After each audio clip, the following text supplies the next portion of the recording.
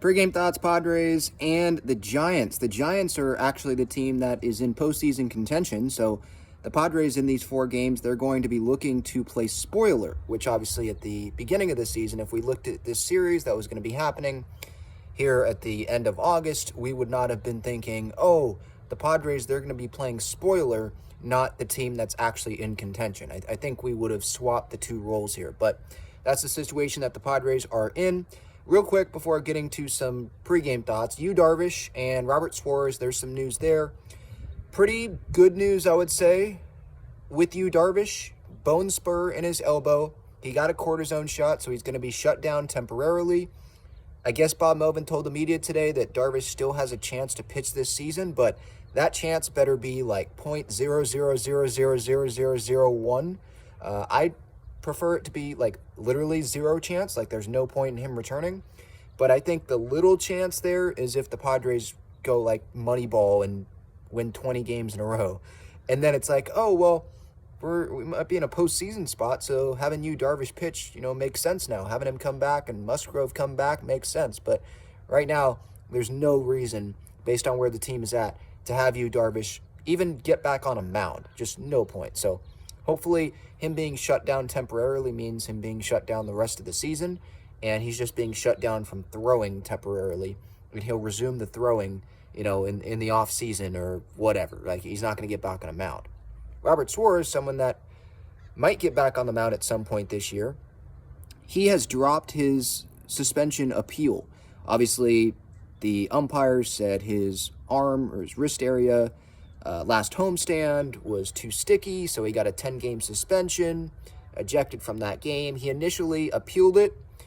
He made 3 appearances, one, I believe, in Milwaukee, then made a couple appearances in St. Louis, but now he is dropping the appeal. I think my initial reaction was, what's the point of appealing it if you were just going to drop it, right before probably a decision was going to be made?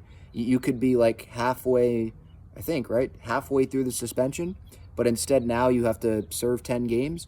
But I think his thinking of it was, maybe I could pitch a few games like he did for the Padres here.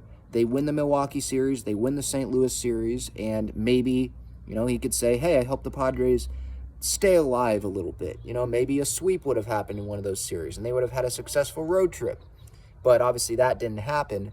And now he's like, okay, yeah, there's no chance in this team making the postseason. So might as well drop the appeal. I'm probably not going to win it anyway because Major League Baseball or whoever, makes the decision on the appeal is going to side with the umpire. They're not going to side with the player, right? They're going to side with the person that thought, oh, well, it's way more sticky than any other player that I felt.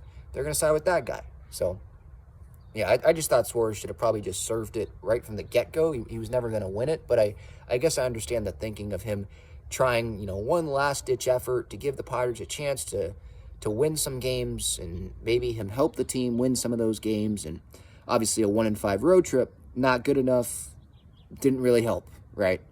Now, as for tonight, Matthew Batten is playing first base. I totally forgot he even played first base.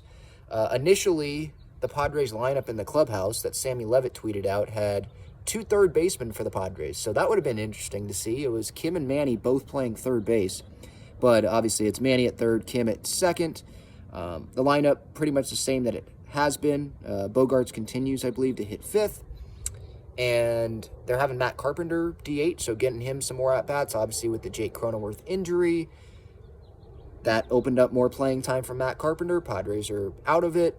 And he had a good couple of games that he was in the lineup for against the St. Louis Cardinals. So we'll see if that continues for Matt Carpenter. And I feel like the Padres are just trying to play him. Hopefully he plays well at the end here. And maybe a team is like, hey, we'll take a chance on Matt Carpenter. Maybe Padres, you pay a couple million left on this contract. We'll pay the rest. And the Padres can find a way to get him off the roster for next season. Or maybe the Padres are just thinking like we're not even thinking, and they're like, no, we think Matt Carpenter will bounce back next year. I don't know about that, but Carp's in there again. Pedro Avila on the mound for the Padres. Matt Waldron, I'll say his name again. I said it, I think, on the last pregame thoughts the other day. He has not pitched yet since being called back up, so maybe this is going to be a Pedro Avila, Matt Waldron, like, piggyback situation combo there, and then they go to the bullpen. We'll see what happens. But yeah, play spoiler. That's the Padres' role here in this series against the Giants. My underdog fantasy pick, I'm going to go Ha-Seong Kim higher on half a single, just because he's had a good year. No really big reasoning behind that. Just had a good year, top of the lineup. That's who I'll go with. Post-game reaction after the game, and then I'll do a live stream tomorrow, probably in the morning, talking about what happened tonight, talking about the Darvish stuff, Suarez, and there's some stuff that happened with the Mets in the front office. Maybe we'll see maybe we'll see that with the Padres. Should they do that with the Padres? That's probably the topics that I'll touch on tomorrow. So stay tuned for that on YouTube tomorrow, post-game reaction after the game.